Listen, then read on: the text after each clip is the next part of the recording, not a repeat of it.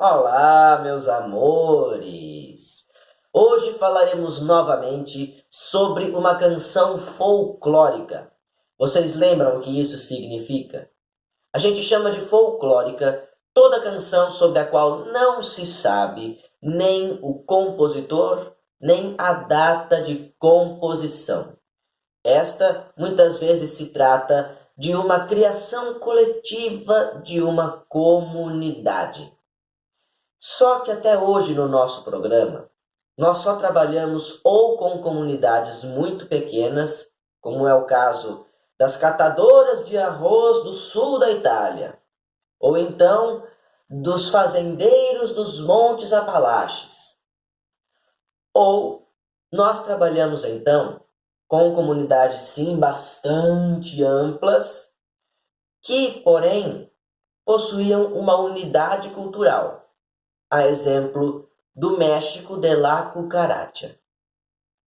Só que no programa de hoje vamos falar sobre uma comunidade extremamente diversa, multicultural. E eu acho, na verdade, que a palavra comunidade não é nem a palavra certa para nos referirmos a esta espacialidade, a esse território. Porque, afinal de contas, nós estamos falando de um império. Um império que, em seu apogeu, chegou a ser um dos maiores do Ocidente. Estou falando do Império Turco-Otomano, que durou desde o século XIII até o século XX, tendo se dissolvido pouco depois da Primeira Guerra Mundial. Para vocês terem ideia, em seu apogeu, o Império Turco-Otomano reunia territórios que iam desde o norte da África até grande parte da Península Itálica e dos Balcãs, além do Cáucaso e da própria Anatólia, onde se localiza hoje em dia a Turquia, que era a sede do governo do Império Turco-Otomano.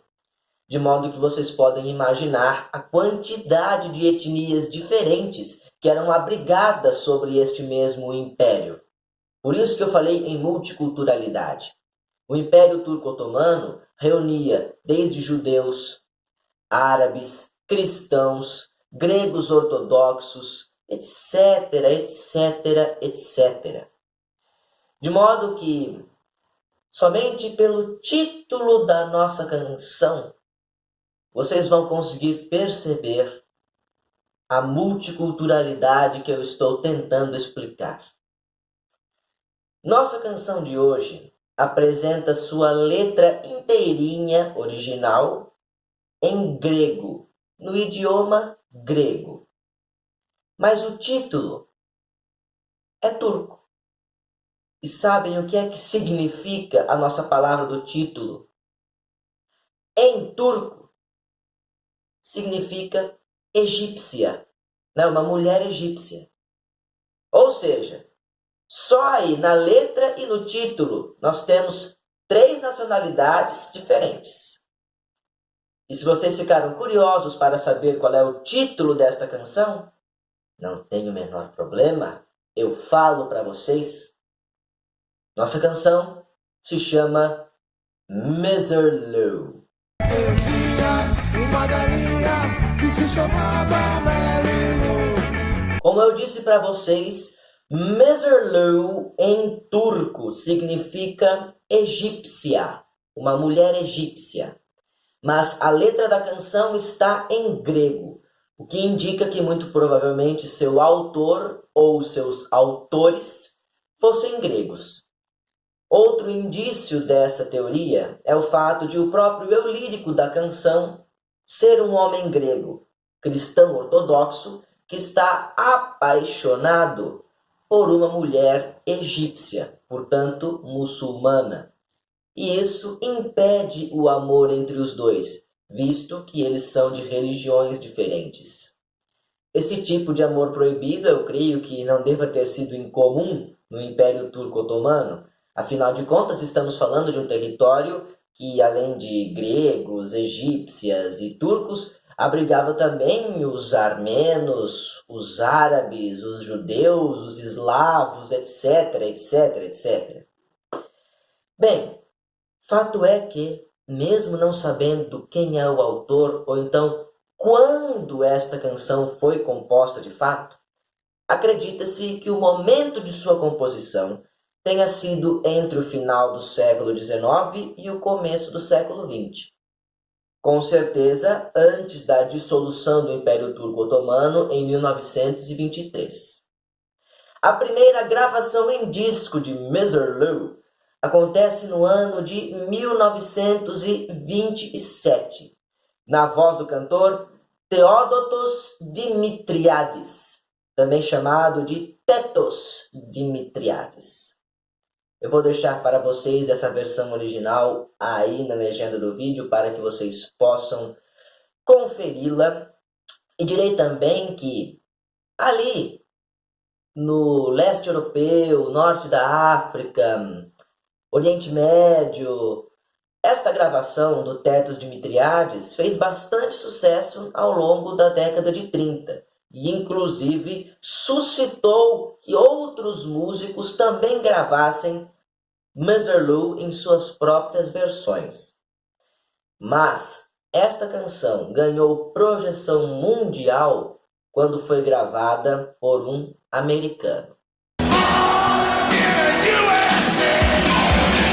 Calma, a gente chega lá. Mas antes de falarmos da gravação de Misirlou, que tornou-se famosa em todo o mundo, vamos falar de um outro grego que vivia nos Estados Unidos, chamado Nicholas Roubanis, o qual apropriou-se daquela melodia folclórica lá de sua terra natal para criar sobre ela um arranjo instrumental em ritmo de jazz. Pois é, o arranjo de Nicholas Roubanis, que muitas vezes é acreditado erroneamente como compositor desta canção, foi gravado no ano de 1941 pelo trompetista Harry James. Uma vez que o arranjo de Nicholas Roubanis era totalmente instrumental, a gravação de Harry James, que eu vou deixar para vocês aí na legenda do vídeo, também é totalmente instrumental. E foi assim que Misirlou chegou ao mercado musical americano, já desprovida de sua letra e num ritmo totalmente diferente do rebético original. Sim, porque originalmente a canção Misirlou pertence a um estilo musical grego, por isso temos aí mais um indício de que esta música provenha de autores gregos. Mas enfim, Misirlou tratava-se originalmente de um ritmo musical grego chamado rebético, mas chegou aos Estados Unidos como um jazz. Esta gravação do Harry James não fez tanto sucesso. Em 1946, um outro jazzista chamado Jan August regravaria Misirlou em sua própria versão, e aí sim, minha gente, faria bastante sucesso, atingindo o 7º lugar nas paradas de sucesso daquele ano. Ou seja, a 7ª música mais ouvida em 1946 foi Misirlou, interpretada por Jan August. Vou deixar a versão de Jan August também aí na legenda do vídeo para vocês conferirem. Mas aquela gravação que eu falei para vocês, aquela que tornaria Misirlou famosa no mundo inteiro, não seria em ritmo de jazz. Não, senhoras e senhores, seria em ritmo de rock. E mais do que isso, mais especificamente, em ritmo de surf rock.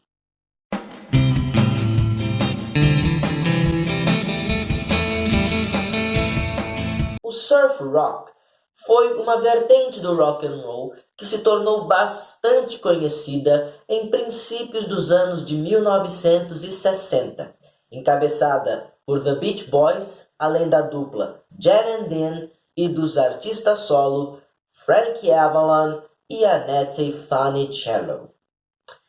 Mas não foi nenhum destes o criador do arranjo de Mr. Lou na guitarra do surf rock. Este foi simplesmente o brilhante Dick Dale, que infelizmente veio a falecer e nos deixou no recente ano de 2019. Dick Dale e sua banda, os Deltones, gravaram Mr. Lou no ano de 1962 para o seu álbum Surfer's Choice, ou em português, Escolha de um Surfista. Em 63, o Mr. Lou do surf rock foi parar na abertura de um filme. Sim, nos telões do cinema, Dick Dale e his Deltones abriram o filme Rebel in the Ring com sua própria versão de Mr. Lou. Esta cena é uma pérola dos filmes musicais do rock, e especificamente neste caso dos filmes musicais do surf rock.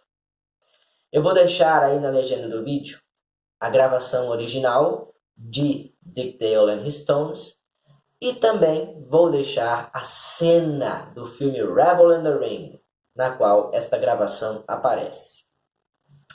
Nos anos 90, o diretor Quentin Tarantino resgatou a memória de Mr. Lou em um de seus filmes. Aliás, um dos mais famosos, Pulp Fiction, ou como o filme viria a se chamar nos cartazes dos cinemas brasileiros, Tempo de Violência. Novamente, a canção de Dick Dale and his Deltones aparece na abertura do filme, mas desta vez não em uma cena na qual ela era tocada pela própria banda, e sim durante a passagem dos créditos de abertura. Portanto, vou deixar também para vocês aí na legenda do vídeo a cena de abertura deste filme Pulp Fiction, Tempo de Violência, em 1994. 11 anos depois, em 2005, uma banda que aí eu acredito que quem é mais ou menos da minha idade deve conhecer, aproveitou-se, tomou como base a gravação dos Deltones do Dick Dale para criar uma composição sua, intitulada Pump It. Esta banda foram os Black Eyed Peas, e sua canção Pump It, eu vou deixar aí na legenda do vídeo o clipe para que vocês possam perceber como eles utilizam de base o surf rock Mr. Lou. Finalmente, depois de tanto tempo com Black Eyed Peas, temos alguém cantando junto à melodia de Mr. Lou. Quer dizer, na verdade eu não posso mentir para vocês. Muito antes dos Black Eyed Peas, nos anos 40, foi composta uma letra em inglês para a melodia de Mr. Lou, ainda naquele arranjo de jazz do Nicholas Houbanis, lembram-se? Só que essa letra não colou, não fez sucesso. Pessoal, o público consumidor preferiu o instrumental e foi esse daí que seguiu em frente.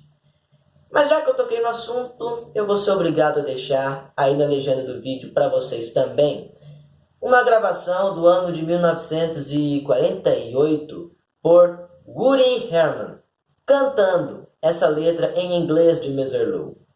Eu advirto a vocês que essa não é a gravação original, porque o original, infelizmente, eu não encontrei. Afinal de contas, deve ter feito tão pouco sucesso que se perdeu, não é verdade? Acontece frequentemente isso com algumas gravações no mundo da música, principalmente essas mais antigas. Mas então é isso, meus amores. Nosso programa de hoje vai ficando por aqui. Espero que vocês tenham gostado e semana que vem tem mais. Um abraço bem forte no coração de todos vocês. Beijos na alma de cada um. E lembranças do Emílio.